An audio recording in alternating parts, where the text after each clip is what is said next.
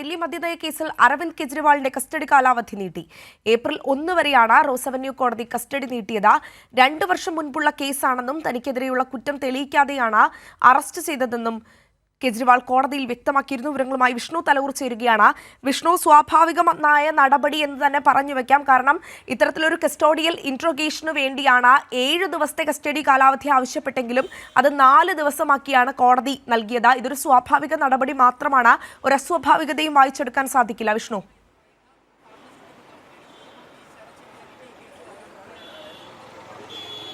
അഞ്ജന, തീർച്ചയായിട്ടും കോടതിയുടെ ഭാഗത്തുനിന്നും സ്വാഭാവികമായിട്ടുള്ള നടപടി മാത്രമാണ് ഉണ്ടായിരിക്കുന്നത്. ഇന്ന് കെജ്രിവാളിനെ കോടതിയിൽ ഹാജരാക്കിയ സാഹചര്യത്തിൽ എൻഫോഴ്സ്മെന്റ് കോടതിയിൽ ആവശ്യപ്പെട്ടത് കെജ്രിവാളിനെ 7 ദിവസം കസ്റ്റഡിയിൽ വിട്ടുകിട്ടണം എന്നതാണ്. കാരണം ഇനിയും ഒരുപാട് ചോദ്യം ചെയ്യാനുണ്ട്. നിലവിൽ ചോദ്യം ചെയ്യലിനോട് അരവിന്ദ് കെജ്രിവാൾ സഹകരിക്കുന്നില്ല. ഒഴിഞ്ഞു മാറുന്ന മറുപടിയാണ് അരവിന്ദ് കെജ്രിവാൾ നൽകുന്നത്. അതോടൊപ്പം തന്നെ മറ്റ് ഇലക്ട്രോണിക് ഡേറ്റാസ് അടക്കം ഡിജിറ്റൽ ഡേറ്റാസ് അടക്കം പരിശോധിക്കേണ്ടതുണ്ട്.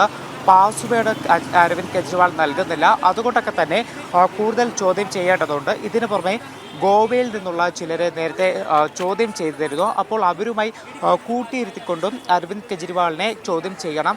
അതിനുവേണ്ടി 7 ദിവസത്തെ കസ്റ്റഡിയിൽ വിട്ടു നൽകണം എന്നതാണ് എൻഫോഴ്സ്മെന്റ് ഇന്ന് കോടതിയിൽ വാദിച്ചത്. അതേസമയം ഇന്ന് ചില അസാധാരണ നടപടികൾ കൂടി നമ്മളിന്ന് കോടതിയിൽ കാണുകയുണ്ടായി. അത് അരവിന്ദ് കെജ്രിവാൾ ഇന്ന് കോടതിയിൽ സംസാരിക്കണമെന്ന് ആവശ്യപ്പെടുകയും അതിനെ തുടർന്ന് അരവിന്ദ് കെജ്രിവാളിന് കോടതിയോട് സംസാരിക്കാനുള്ള സമയം അനുവദിക്കുകയും ചെയ്തു. ഈ സംസാരിക്കുന്ന സാഹചര്യത്തിൽ അരവിന്ദ് കെജ്രിവാൾ വലിയ തലത്തിലുള്ള ആരോപണങ്ങൾ തന്നെയാണ് ഉന്നയിച്ചത്. പ്രത്യേകിച്ച് എൻഫോഴ്സ്മെൻറ്റിൻ്റെ കയ്യിൽ അരവിന്ദ് കെജ്രിവാളിനെതിരെ ഒരു തെളിവുമില്ല. ചില മൊഴികളുടെ അടിസ്ഥാനത്തിൽ ഒരു സിറ്റിംഗ് മുഖ്യമന്ത്രിയെ എങ്ങനെയാണ് അറസ്റ്റ് ചെയ്യാൻ കഴിയുക? ഇപ്പോഴുള്ള ആ മൊഴികളെന്ന് പറയുന്നത് ഈ ഒരു മുഖ്യമന്ത്രിയെ അറസ്റ്റ് ചെയ്യാൻ പര്യാപ്തമായ തെളിവുകൾ ആണോ, അല്ലെങ്കിൽ ആ മൊഴികളാണോ എൻഫോഴ്സ്മെൻറ്റിൻ്റെ കയ്യിലുള്ളത്? അതോടൊപ്പം എൻഫോഴ്സ്മെൻറ്റ് ഇത്തരത്തിൽ രാഷ്ട്രീയ നീക്കമാണ് നടത്തിക്കൊണ്ടിരിക്കുന്നത്. ആം ആദ്മിയെ തകർക്കാനുള്ള ശ്രമമാണ് നിലവിൽ നടന്നുകൊണ്ടിരിക്കുന്നത്. അതോടൊപ്പം തന്നെ കെജ്രിവാൾ മറ്റൊരു കാര്യം കൂട്ടിച്ചേർത്തത് ഈ 100 കോടിയുടെ അഴിമതി നടന്നു എന്ന് എൻഫോഴ്സ്മെൻറ്റ് പറയുന്നുണ്ട്.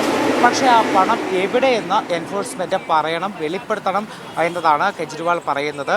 ഇതിന് പുറമെയാണ് ശരത് റെഡ്ഡിയുടെ കാര്യവും കൃത്യമായി തന്നെ കെജ്രിവാൾ എന്ന കോടതിയിൽ ഉയർത്തിക്കാട്ടുകയുണ്ടായി. കാരണം ശരത് റെഡ്ഡിയെ ഈ കേസുമായി ബന്ധപ്പെട്ട് ആദ്യം അറസ്റ്റ് ചെയ്ത വ്യക്തിയാണ്. പക്ഷേ പിന്നീട് ഈ ശരത് റെഡ്ഡി അപ്രൂവറായി മാപ്പുസാക്ഷിയായി മാറിയിരുന്നു. ശരത് റെഡ്ഡി 55 കോടിയാണ് BJPക്ക് തെരഞ്ഞെടുപ്പ് ബോണ്ടായിട്ട് നൽകിയത്. അതിൽ 50 കോടി നൽകിയത് അറസ്റ്റ് ചെയ്യപ്പെട്ടതിന് ശേഷമാണ്. അത്തരത്തിൽ ശരത് റെഡ്ഡി കേസിൽ നിന്ന് ഒഴിവാവുകയും മാപ്പുസാക്ഷിയാവുകയും ചെയ്തു.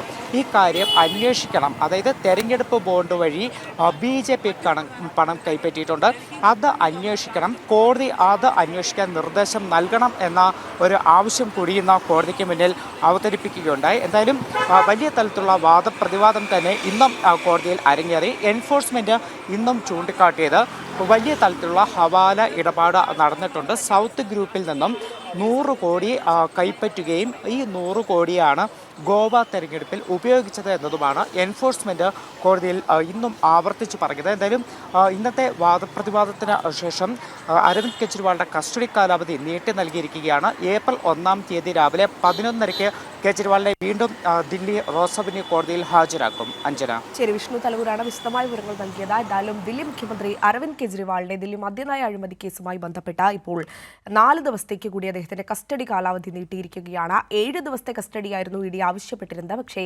4 ദിവസം, അതായത് ഏപ്രിൽ 1 വരെ കസ്റ്റഡിയിൽ തുടരുന്നതിന് വേണ്ടിയാണ് ദില്ലി റോസ് അവന്യൂ കോടതിയുടെ ഉത്തരവ് വന്നിരിക്കുന്നത്. കോടതിയിൽ ഈ കോടതി നടപടി വളരെയധികം സ്വാഭാവികമായൊരു നടപടിയാണെങ്കിൽ പോലും അസാധാരണമായ സംഭവങ്ങളാണ് കോടതി മുറിക്കുള്ളിൽ സംഭവിച്ചത്. കാരണം ഇത്തരത്തിൽ ഒരു മുഖ്യമന്ത്രി ഈ ഒരു കേസിൽ പ്രതിയാവുകയും ഇത്തരത്തിൽ തനിക്ക് വേണ്ടി ഒരു വാദത്തിലേക്ക് കെജ്രിവാൾ കടക്കുകയും ചെയ്യുക എന്ന് പറയുന്നത് വളരെ അസാധാരണമായ ഒരു സംഭവം തന്നെയാണ്.